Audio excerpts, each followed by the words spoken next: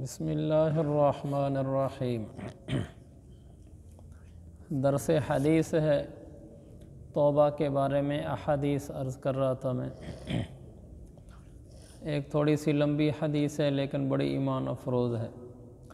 عن ابی سعید ابن مالک ابن سنان الخدری رضی اللہ عنہ ان نبی اللہ صلی اللہ علیہ وسلم قال كان في من كان قبلكم رجل قتل 99 نفسا فسأل عن أعلم أهل الأرض فدل على راهب فأتاه فقال إنه قتل 99 نفسا فهل له من توبة؟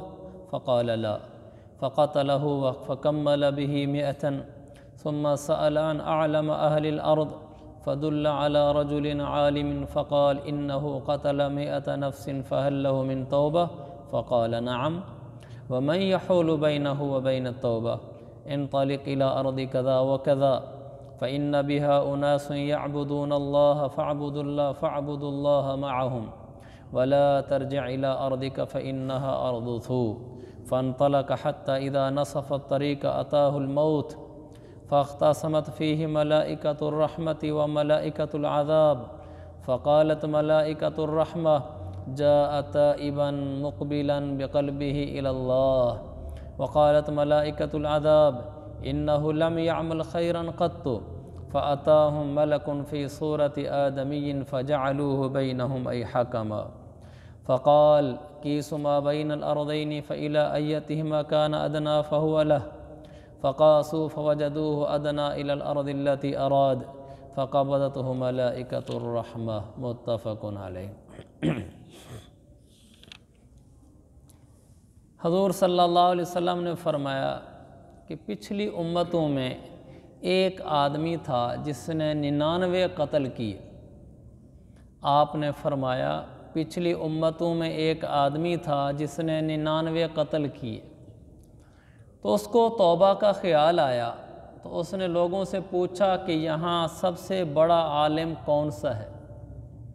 فدل علی راہب، تو لوگوں نے بجائے اس کو عالم کے بارے میں بتانے کے ایک عبادت گزار کے بارے میں بتا دیا۔ اب یہ وہ آدمی ہے جس نے 99 قتل کیے ہوئے ہیں، توبہ کا طلبگار ہے، لوگوں سے پوچھا کوئی بڑا عالم بتا دو، لوگوں نے کوئی مولوی صاحب صوفی صاحب بتا دیے۔ ہمارے ہاں بھی ایسے ہی ہے، کوئی مسئلہ پوچھنا ہو جی کس سے پوچھیں، بس کسی بھی داڑھی والے کا پتہ بتا دیتے ہیں جی ان سے مولوی صاحب سے پوچھ لیں۔ مسئلہ بتانے کے لیے اس کو عالم کے پاس بھیجنا چاہیے، اور اگر خرید و فروخت اور تجارت کا مسئلہ ہے تو اسے مفتی کے پاس بھیجنا چاہیے۔ بس لوگ بھی ہر اس آدمی کو دین کا پیشوا سمجھتے ہیں جس کے پاس نماز داڑھی وغیرہ ہو۔ لوگوں نے اسے ایک عابد کا پتہ بتا دیا تو وہ اس عابد کے پاس پہنچ گیا۔ اب اس کو تو نہیں پتہ عالم کون ہوتا ہے، عابد کون ہوتا ہے، ساری زندگی قتل کرتا رہا۔ اس کے پاس آئے اور آ کر کہا جی میں نے 99 قتل کیے ہیں، فہل لہ من توبہ، توبہ کی کوئی گنجائش ہے میرے لیے؟ عالم تو تھا نہیں وہ، اس نے کہا 99 قتل، اس نے کہا کوئی گنجائش نہیں۔ اس کو غصہ آ گیا، اس نے اس کو بھی قتل کر دیا، 100 قتل کر دی۔ پھر اس کو توبہ کا خیال آیا، پھر پوچھا لوگوں سے ہاں جی کوئی بڑا عالم بتاؤ، تو لوگوں نے پھر ایک عالم آدمی کے بارے میں بتایا۔ وہ عالم کے پاس گیا اور اس کو کہا کہ میں نے 100 قتل کیے ہیں، میرے لیے توبہ کی کوئی گنجائش ہے؟ تو اس عالم نے جب اس کا مسئلہ سنا تو اس نے پہلے جملہ یہ کہا من یحول بینہ و بین التوبہ، ہوتا کون ہے جو آپ کے درمیان اور توبہ کے درمیان حائل ہونے والا؟ رب توبہ قبول کرنے والا ہے، کیوں نہیں، آپ کی توبہ قبول ہو جائے گی، بھلا 100 قتل کیے ہوں۔ لیکن ایسے کر فلاں جگہ چلا جا، وہاں لوگ رہتے ہیں جو اللہ کی عبادت کرتے ہیں، تو بھی ان کے ساتھ رہنا شروع کر دے، وہیں عبادت کر، واپس اپنے علاقے میں نہ آنا کہ تیرا علاقہ ٹھیک نہیں ہے، تو وہاں پھر گناہوں میں پڑ جائے گا۔ اس کی سمجھ میں بات آ گئی، یعنی عالم نے یہ بتایا کہ تیری توبہ بالکل ہو سکتی ہے، لیکن توبہ کرنے کے بعد تو توبہ پر پختہ بھی رہے، اس کے لیے ماحول کی ضرورت ہے۔ جن دوستوں میں تو اب رہتا ہے اگر انہی میں رہا تو پھر بگڑ جائے گا۔ فلاں علاقے کے لوگ نیک ہیں، اس بستی میں چلا جا، وہ بستی نیکوکاروں کی ہے، وہیں رہنا، واپس نہ آنا، اللہ تیری توبہ قبول کرے گا۔ وہ توبہ کرنے کی نیت سے چل پڑا، ابھی توبہ کی نہیں ہے، لیکن دل میں یہ کہ اس بستی میں جاتا ہوں، وہاں توبہ کر لوں گا اور وہیں رہوں گا۔ اب اندر ہی اندر وہ نادم ہے، جا رہا تھا، جب آدھا راستہ طے ہوا، اللہ کی شان تقدیر، اس کی موت کا وقت آ گیا۔ جیسے ہی موت کا وقت آیا وہ نیچے گرا تو رحمت کے فرشتے بھی آ گئے، عذاب کے فرشتے بھی آ گئے، جنت والے فرشتے بھی آ گئے، جہنم والے بھی آ گئے۔ تو رحمت والے فرشتوں نے کہا کہ ہمارا بندہ ہے، اس لیے کہ جاء تائبا مقبلا بقلبہ الی اللہ، دل سے تو اللہ کی طرف جھک ہی چکا تھا، نیت تو توبہ کی تھی نا، اچھے ارادے سے جا رہا تھا، ساری زندگی سے توبہ کرنے جا رہا تھا، اب اندر سے بدلا ہوا تھا، اس لیے ہمارا ہے۔ تو عذاب کے فرشتے کہنے لگے واہ تمہارا کیسے ہے؟ زندگی کھول کے دیکھو، زندگی میں ایک نیکی بھی کبھی نہیں کی، انہ لم یعمل خیرا قط، اس کی زندگی میں آپ کو نیکی نام کی کوئی چیز ہی نہیں ملے گی، ساری زندگی قتل ڈاکے اور کام ہی کوئی نہیں تھا، یہ ہمارا ہے۔ یہ آپس میں ایسے ہی دلائل دے رہے تھے، اللہ تعالیٰ نے ایک فرشتے کو انسان کی صورت میں ان کے درمیان بھیج دیا، ان فرشتوں نے دیکھا تو کہنے لگے یہ بھلا آدمی ہے، اس سے فیصلہ کراتے ہیں۔ تو اس نے کیا فیصلہ کیا؟ دونوں کے دلائل سنے، دلائل سننے کے بعد کہنے لگا قیسوا ما بین الارضین، یہ اس علاقے سے مثلا اس بستی میں رہتا تھا تو اس بستی میں جا رہا ہے، تو اس نے کہا ایسا کرو جہاں یہ درمیان میں گرا ہے، اس کی روح نکلی ہے، تو دیکھو ان دونوں میں سے فاصلہ کس کا زیادہ ہے، جس بستی کے زیادہ قریب ہو بس انہی میں سے ہے۔ اگر اگلی بستی کے زیادہ قریب ہے جہاں نیکی کی نیت سے جا رہا ہے تو سمجھو نیک لوگوں میں سے ہے، اور اگر ادھر سے قریب ہے تو سمجھو ان میں سے ہے۔ یہ جب گرنے لگا تھا، اس کی موت کا وقت قریب آیا، حدیث میں آتا ہے فنآ بصدرہ، اس سینے سے تھوڑا سا آگے گھسٹا نیکی والی بستی کی طرف، چلو ایک قدم اور ہی آگے چل لوں، پہنچ تو سکا نہیں، موت آ گئی ہے۔ جب وہ زمین کو ناپا گیا، حقیقتاً وہ جو نیک لوگوں کی بستی تھی وہ دور تھی، گناہ گاروں کی بستی اس کے قریب تھی، فیصلہ اس پر ہونا چاہیے تھا کہ اس کو گناہ گاروں کے کھاتے میں ڈال دو، لیکن اللہ تعالیٰ نے فرمایا یہ بندہ دل سے تو میری طرف ہی ہو گیا تھا، دیکھو گھسٹا تو تھا نا۔ تو اللہ نے کیا فرمایا، یہ جو زمین تھی نا اس طرف والی گناہ گاروں کی بستی کی جو قریب تھی، تو اس کو اللہ نے فرمایا تباعدی، تو ایسا کر کے پھیل جا، یہ زمین بڑی ہو گئی۔ اس کو اللہ نے فرمایا تقربی، تو قریب ہو جا، وہ تھوڑی ہو گئی۔ اب وہ ناپنا شروع ہوئے، جب ناپتے ناپتے پہنچے تو اللہ کا حکم زمین مان چکی تھی، وہ تھوڑی ہو چکی تھی، دیکھا تو اس طرف والی بستی تھوڑی دور بنتی تھی، یہ زیادہ دور تھی۔ تو وہ رحمت والے فرشتے کہنے لگے کہ دیکھو یہ ہمارا ہے، تو دوسرے فرشتوں نے کہا چلو تمہارا ہے۔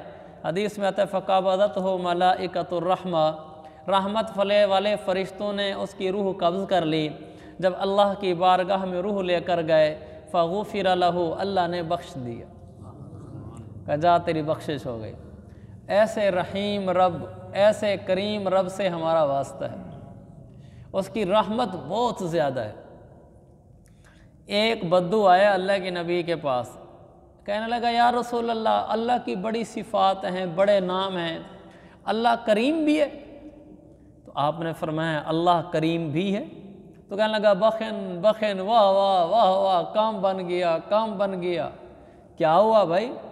تو چونکہ بدو تھا، بدو اصل عربی جانتے ہوتے ہیں، تو وہ کہنے لگا کریم تو اس کو کہتے ہیں اذا قدر عفا، کہ جب اس کو کسی پر قدرت اور غلبہ ہو بھی جائے نا، پھر بھی وہ اپنی شان سخاوت سے معاف کر دیتے ہیں۔ رب کریم ہے جس کا مطلب ہے قیامت میں اس کا ہمارے اوپر بس چل بھی جائے گا، اس کی شان سخاوت غالب آ جائے گی، معاف کر دے گا۔ تو وہ خوش ہوتا ہوتا واپس چلا گیا۔ اس لیے اللہ تعالیٰ قرآن میں فرماتا ہے یا ایھا الانسان ما غرک بربک الکریم، اے میرا بندہ تجھے اس رب سے کس نے دھوکے میں ڈال رکھا ہے جو رب کریم ہے۔ جو وہ رب ہے کہ تو 10 دفعہ 100 دفعہ 1000 دفعہ غلطیاں کر کے 100 قتل کر کے بھی آ جا، ایک دفعہ کہہ دے کہ میرا رب جرم ہو گیا معاف کر دے، میں معاف کر دوں۔ وہ ایسا رحیم رب ہے، معافی مانگو تو وہ خوش ہوتا ہے، معافی نہ مانگو تو وہ ناراض ہوتا ہے۔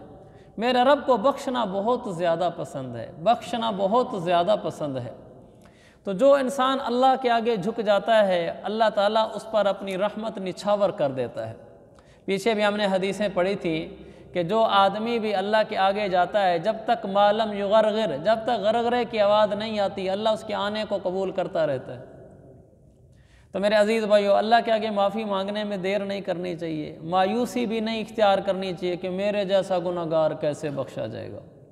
بڑوں کو اس نے بخش دیا، ہم تو پھر بھی جیسے کیسے بھی ہیں، لیکن اللہ کے آگے سر جھکانے والے ہیں اس کی توفیق سے۔ ہم انشاءاللہ اللہ کو کچھ عرض کریں گے تو میرا رب بڑی رحمت کے ساتھ انشاءاللہ آئے گا۔ اللہ تعالیٰ فرماتا ہے، اگر میرا بندہ میرے آگے ایک بلشت چل کر آتا ہے تو میں 2 بلشت چل کر آتا ہوں، اگر ایک ہاتھ چل کر آتا ہے تو میری رحمت 2 ہاتھ چل کر آتی ہے۔ ان اتانی یمشی اتیتو ہرولتن، اگر وہ قدموں کے بل چل کر آتا ہے تو میری رحمت دوڑ کر اس کو اپنے آگے آغوش میں لے لیتی ہے۔ یہ اللہ کا رحمت کا نظام ہے۔ تو اس کی رحمت اتنی زیادہ ہے کہ قیامت والے دن اس کی جب رحمت جوش میں آئے گی، شیطان کو بھی امید ہو جائے گی کہ شاید آج میرا بھی کام ہو جائے گا۔ شیطان کو، اس کو بھی امید ہو جائے گی کہ شاید آج میرا بھی لگتا ہے کام ہو جائے گا، حالانکہ وہ ازلی بدبخت اور جہنمی ہے۔ لیکن ایسے میری رب کے سمندر بہہ رہے ہوں گے بخشش کے، 70,000 آدمی تو اللہ تعالیٰ ویسے ہی اٹھا کر حساب کے بغیر، 70,000 سے مراد 60 جمع 10 70 نہیں ہے، عربی میں 70 کہتے ہیں بے شمار کو۔ جیسے کہتے ہیں یار اس کے میرے اوپر 20 احسانات ہیں، اس کا مطلب یہ نہیں ہوتا کہ 20 احسانات ہیں، یعنی بہت احسانات ہیں۔ تو 70 عربی میں ایسے ہی بولا جاتا ہے۔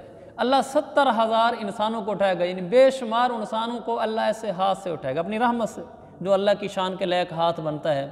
اللہ ایسے مجمع میں سے اٹھائے گا، ان بے شمار انسانوں کو ویسے ہی جنت میں بھیج دے گا، ویسے ہی، کوئی حساب کتاب نہیں، کچھ بھی نہیں ہے۔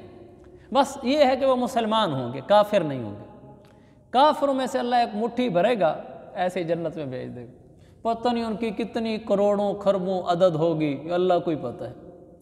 ایسے اس کی رحمت جوش میں آ رہی ہوگی، تو جب اتنی زیادہ رحمت آئے گی تو پھر شیطان بھی کہے گا کہ لگتا ہے آج میرا بھی نمبر لگ جائے گا۔ تو میرے عزیز بھائی، اللہ بہت رحمت والا ہے۔ ایک وہ واقعہ بڑا معروف ہے کہ ایک آدمی کے پاس ایک ہی نیکی ہوگی، اور ایک آدمی کے پاس ایک ہی گناہ، ایک نیکی ہوگی، اور دوسرے کے پاس ایک گناہ ہے۔ تو جس کے پاس ایک نیکی ہے نا، اور کوئی نیکی ہے ہی نہیں، تو وہ تو بیچارہ اور کچھ کما کے نہیں لایا ہو۔ اور جس آدمی کے پاس ایک نیکی کی ضرورت ہے، باقی گناہ ہیں، ایک نیکی کی ضرورت ہے، کیونکہ قیامت میں نیکیاں اور گناہ تلیں گے، پلڑے اونچے نیچے ہوں گے۔ اگر ایک نیکی مزید پلڑے میں آ جائے تو پلڑا بھاری ہو جائے اور جنت میں چلا جائے، اس کا پلڑا برابر ہو گیا۔ اب اس کو ایک نیکی اگر ملتی ہے تو نیکی والا پلڑا نیچے ہوتا ہے، فَأَمَّا مَنْ ثَقُلَتْ مَوَازِينُهُ، جس کا پلڑا بھاری ہو گیا، فَهُوَ فِي عِيشَةٍ رَاضِيَةٍ، وہ بڑی مزے کی زندگی میں ہوگا۔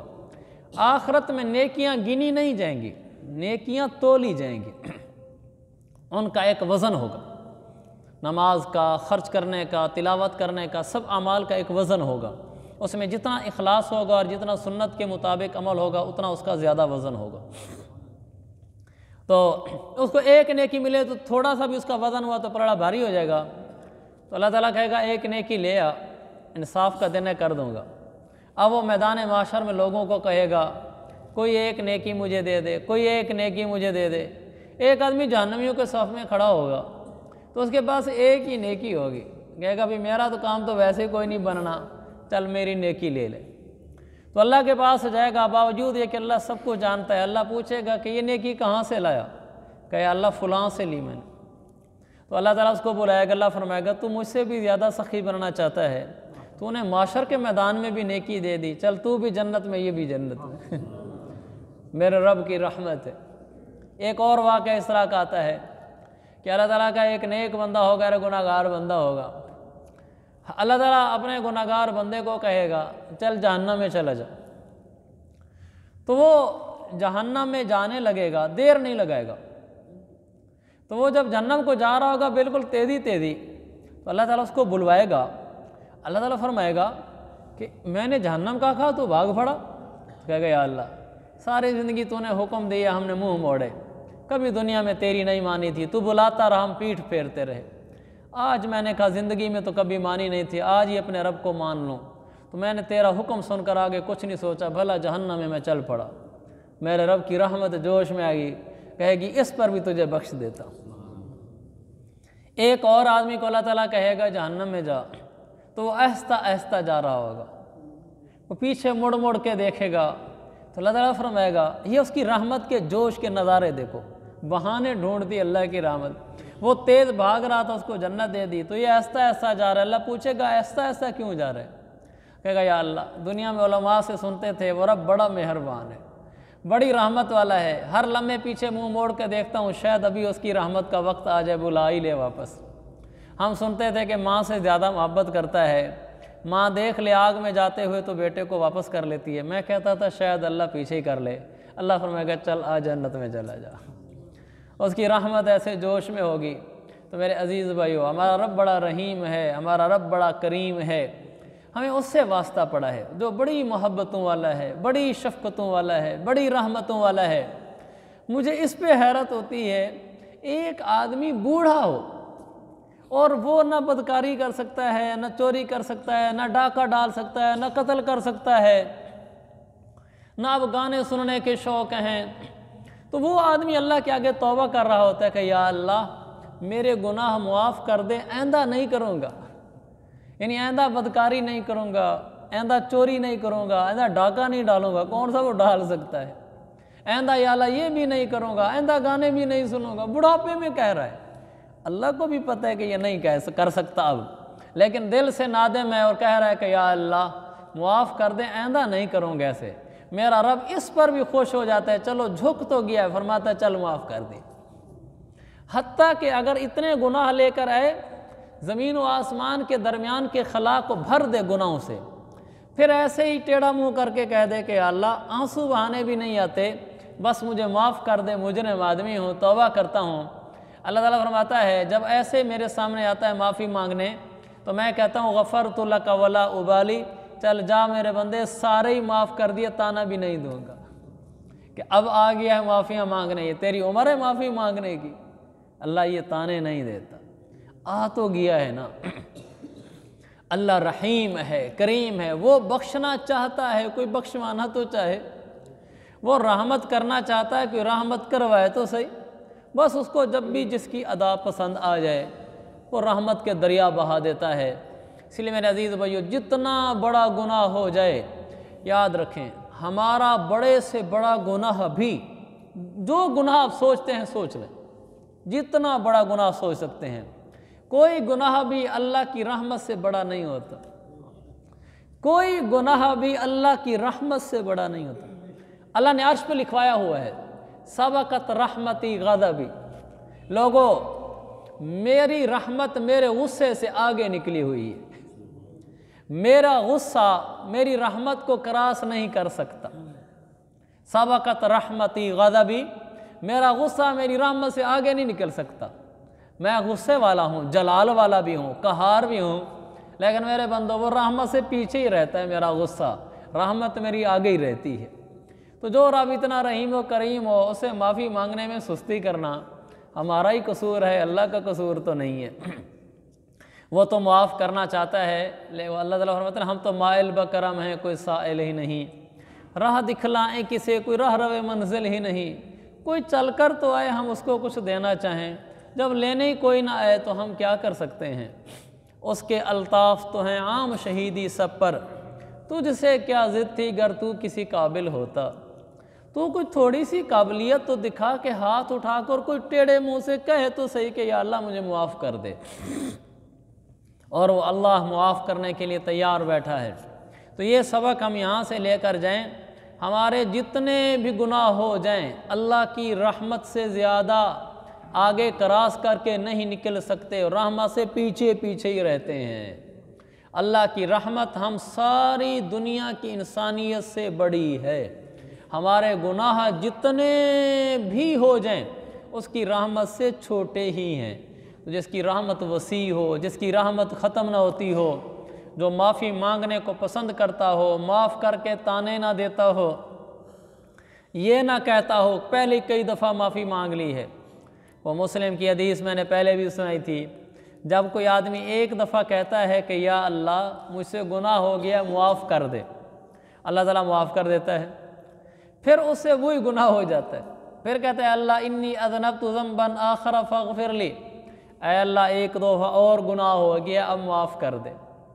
تو اللہ تعالیٰ فرماتا ہے چل جا میرا بندہ معاف کیا، اس سے پھر گناہ ہو جاتا ہے، حالانکہ پہلے معافی مانگ کے گئے۔ ہم سے کوئی ایک دفعہ غلطی کرے معافی مانگے معاف کر دیتے ہیں، دوبارہ وہی غلطی کرے تو ٹیڑھے منہ سے معافی اس کو دیتے ہیں، پھر وہی غلطی کرے تو ہم غصے ہو جاتے ہیں، ہم کہتے ہیں مذاق بنا رکھی، ہر دفعہ غلطی کر کے پھر آ جاتے ہیں جی معاف کر دو غلطی ہو گئی ہے۔ میرا رب کا نظام دیکھو، مسلم کی حدیث سے جب وہ تیسری دفعہ گناہ کر بیٹھتا ہے پھر کہتا ہے کہ یا اللہ ایک دفعہ پھر گناہ ہو گیا معاف کر دے، اللہ فرشتہ بھیج دیتا ہے۔ اللہ فرماتے ہیں جا اس بندے کو کہہ کر آ کہ میرا بندہ تیسری دفعہ کی بات نہیں ہے، جب بھی میرے در پہ آئے گا معافی ہی پائے گا، جا جب بھی آئے گا، یہ نہ سوچنا کہ تیسری چوتھی دفعہ ہے، اس کو جا کہے جب بھی میرے در پہ آئے گا معافی ہی پائے گا، تو معافی مانگتے رہنا میں دیتا رہوں گا۔ کیا سخی رب ہے، تیسری دفعہ پہ کہانی گول کر دی، کہانی ختم کر دی، کہانی نمٹا دی کہ مسئلہ نہ رہے کہ شرمندہ ہو میرا بندہ کہ چوتھی دفعہ آیا بیٹھا ہوں، پانچویں دفعہ آیا بیٹھا ہوں، کب تک معافی مانگتا رہوں گا؟ بارہا گانے سن کے معافی مانگی پھر سننا شروع کر دیتا ہوں، موبائل پہ غلط دیکھ کے معافی مانگی پھر شروع کر دیتا ہوں، کئی دفعہ غلط کیا کام پھر معافی مانگ لیتا ہوں، پتہ نہیں رب بھی کیا کہتا ہوگا۔ ہاں رب خوش ہوتا ہے، رب خوش ہوتا ہے کہ میرا بندہ۔ ہاں ایک اور حدیث مجھے یاد آ گئی کہ بندہ گناہ کرتا ہے وہ اللہ سے معافی مانگنے آتا ہے، پھر گناہ کرتا ہے پھر معافی مانگنے آ جاتا ہے، جب پھر گناہ کرتا ہے معافی مانگنے آتا ہے تو اللہ فرشتوں کے سامنے فخر کرتا ہے، اللہ کہتا ہے دیکھو فرشتوں میرے بندے کو اِنَّهُ يَعْلَمُ أَنَّ لَهُ رَبًّا يَغْفِرُ الذُّنُوبَ۔ جب تیسری دفعہ جاتا ہے اللہ کہتا ہے فرشتوں کو دیکھو اس بندے کو، دیکھو یہ جو بار بار میرے در پر آ رہا ہے نا، اصل میں اس بندے کے دل میں یہ بات ہے کہ میرا رب بڑا غفور اور رحیم ہے، یہ اسی لیے آیا ہوا ہے کہ دیکھو میرے بندے کو اِنَّهُ يَعْلَمُ أَنَّ لَهُ رَبًّا يَغْفِرُ الذُّنُوبَ، میرے بندے کو دیکھو اس کے دل میں یہ بات ہے کہ میرا رب بڑا غفور اور رحیم ہے، یہ اس لیے آ جاتا ہے بار بار، اللہ اس پہ فخر کرتا ہے۔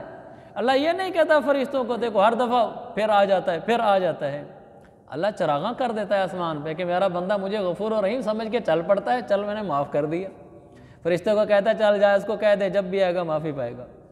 تو مجھے اور آپ کو کبھی بھی اللہ سے معافی مانگنے میں تاخیر نہیں کرنی چاہیے، بڑھاپا ہو جائے جو ہو جائے گناہوں کا انبار لگ جائے، رب کی رحمت سے ہمارے گناہ بڑے نہیں ہیں، وہ اس نے طے کر دیا ہے، تم جتنے بھی جرم کر لو میری رحمت سے چھوٹے ہی ہو، میں بڑا رحیم ہوں، بڑا کریم ہوں، بڑا حنان ہوں، بڑا منان ہوں، بس اس کی رحمت ہماری آنکھوں کے سامنے رہے تو انشاءاللہ پھر اس کے سامنے معافی مانگنا بھی آسان ہوتا ہے۔ اللہ تعالی ہم سب کو توبہ کرنے کی توفیق عطا فرمائے اور اپنا تعلق اور اپنی محبت نصیب فرمائے۔ اللہ